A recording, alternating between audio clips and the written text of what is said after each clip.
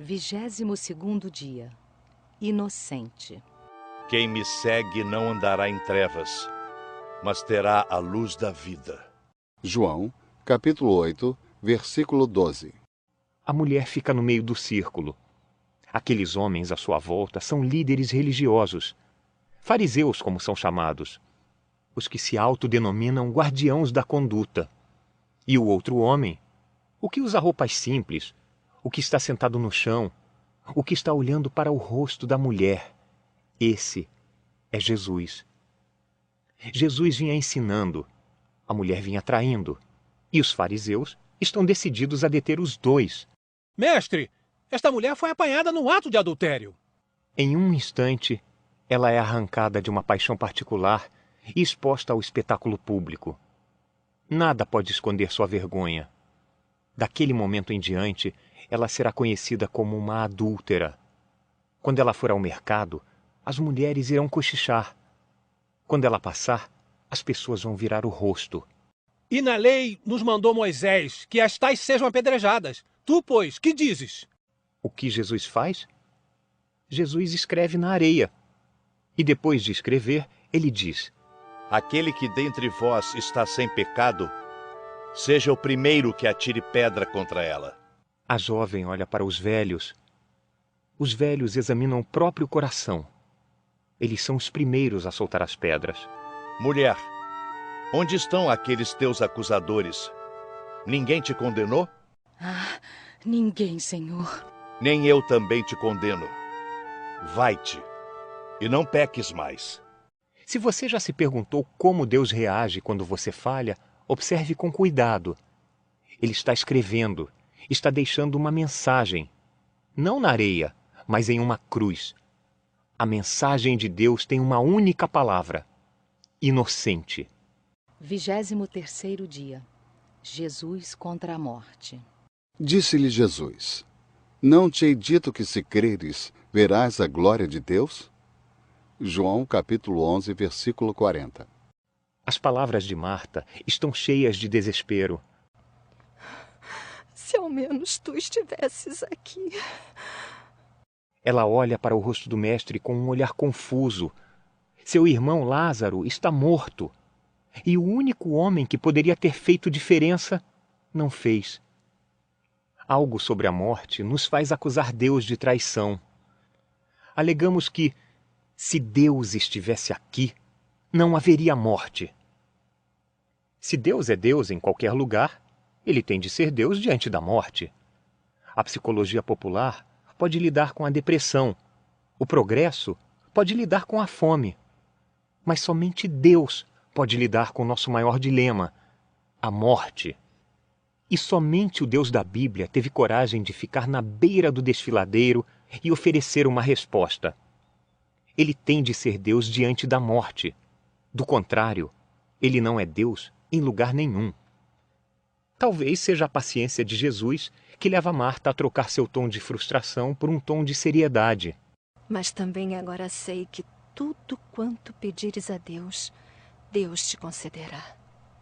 Jesus faz então uma daquelas declarações que o colocam ou no trono ou no hospício. Ele afirma que o irmão de Marta há de ressuscitar. As palavras de Jesus ecoam nas paredes do desfiladeiro.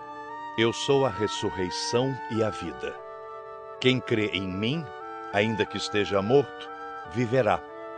E todo aquele que vive e crê em mim, nunca morrerá. É um ponto crítico na história. Com os olhos fixos nos dela, ele faz a maior pergunta encontrada nas Escrituras. Crês tu isso? Aí está.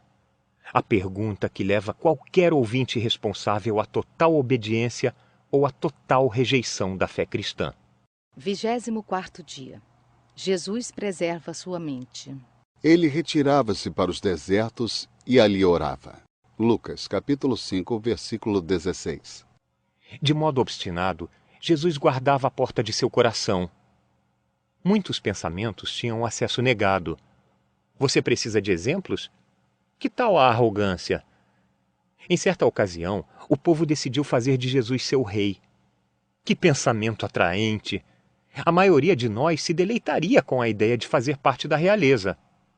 Não Jesus. Sabendo, pois, Jesus que haviam de vir arrebatá-lo para o fazerem rei, tornou a retirar-se, ele só, para o monte. João, capítulo 6, versículo 15. Outro exemplo dramático ocorreu em uma conversa que Jesus teve com Pedro.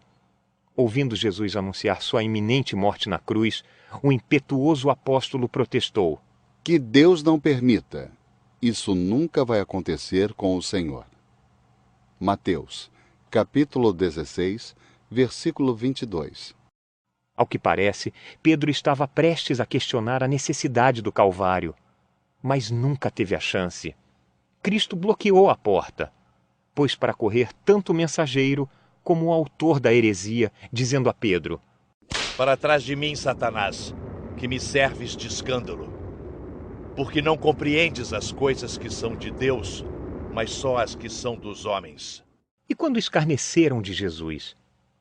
Em Marcos capítulo 5, versículos 39 e 40, respondendo a um apelo para curar uma garota doente, Jesus entrou na casa e ficou sabendo que ela estava morta. Mas Jesus respondeu que a menina não estava morta, apenas dormia. As pessoas que estavam na casa riram-se dele. Esse aí está dizendo que ela não está morta. Assim como todos nós, Jesus teve de enfrentar um momento de humilhação. Mas ao contrário da maioria de nós, ele se recusou a aceitá-la. Fez com que todos se retirassem. O escárnio não foi permitido na casa da garota, nem na mente de Cristo. Jesus guardou seu coração.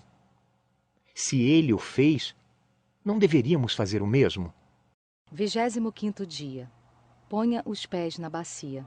Qualquer que me confessar diante dos homens, eu o confessarei diante de meu Pai, que está nos céus.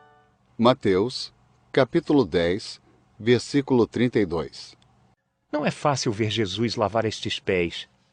Ver as mãos de Deus massageando os dedos dos pés dos homens não é certo. Eram os discípulos que deveriam lavar os pés de Jesus. Natanael deveria derramar a água. André deveria levar a toalha. Mas não o fizeram. Ninguém o faz. Em vez de servirem, eles discutem sobre qual deles é o maior. Enquanto disputam, Jesus se levanta. Tira sua túnica e tira da parede a capa do servo. Pegando o jarro, ele derrama água na bacia. Ajoelha-se diante deles com a bacia e uma esponja nas mãos e começa a lavar os pés. A toalha que cobre sua cintura também é a toalha que seca os pés deles. Não é certo. Não basta saber que estas mãos serão trespassadas pela manhã? A sujeira deve ser limpa nesta noite. E os discípulos, eles merecem ter os pés lavados? Olhe em volta da mesa, Jesus. Dos 12, quantos irão ficar com você no pátio de Pilatos? Quantos irão compartilhar com você os açoites dos romanos? Quando você cair sob o peso da cruz, qual dos discípulos estará por perto ao seu lado para carregar seu fardo? Nenhum deles. Mas a limpeza não é apenas um gesto, é uma necessidade. Em João capítulo 13, versículo 8, Jesus nos diz: Se eu te não lavar, não tens parte comigo. Nunca estaremos limpos até confessarmos que estamos sujos. E nunca poderemos lavar os pés daqueles que nos feriram até que deixemos Jesus, aquele a quem feríamos, lavar os nossos. 26º dia. Vá a Deus primeiro. Não se turbe o vosso coração. Credes em Deus, crede também em mim. João, capítulo 14, versículo 1. É a expressão de Jesus que nos intriga. Nunca vimos seu rosto assim. Já vimos Jesus sorrindo, chorando, até com um ar severo. Mas Jesus angustiado, bochechas com sulcos deixados pelas lágrimas, rosto inundado de suor, arroios de sangue pingando de seu queixo. Você se lembra da noite descrita em Lucas, capítulo 22, versículos 41 ao 44, em que Jesus, pondo-se de joelhos, orava, dizendo: Pai, se queres, passa de mim este cálice. Todavia, não se faça a minha vontade, mas a tua. e o seu suor tornou-se em grandes gotas de sangue que corriam até ao chão. Jesus estava mais que ansioso. Ele estava com medo. Como é impressionante o fato de Jesus ter sentido medo. Mas que bom que ele nos contou sobre esse medo. Temos a tendência de fazer o contrário, encobrir nossos medos, ocultá-los, manter a palma suada de nossas mãos nos bolsos, nossa náusea e nossa boca seca em segredo. Não é assim com Jesus. Não vemos uma máscara de força, mas ouvimos um pedido em busca de força. Pai, se queres, passa de mim este cálice. O primeiro a ouvir o temor de Jesus é seu pai.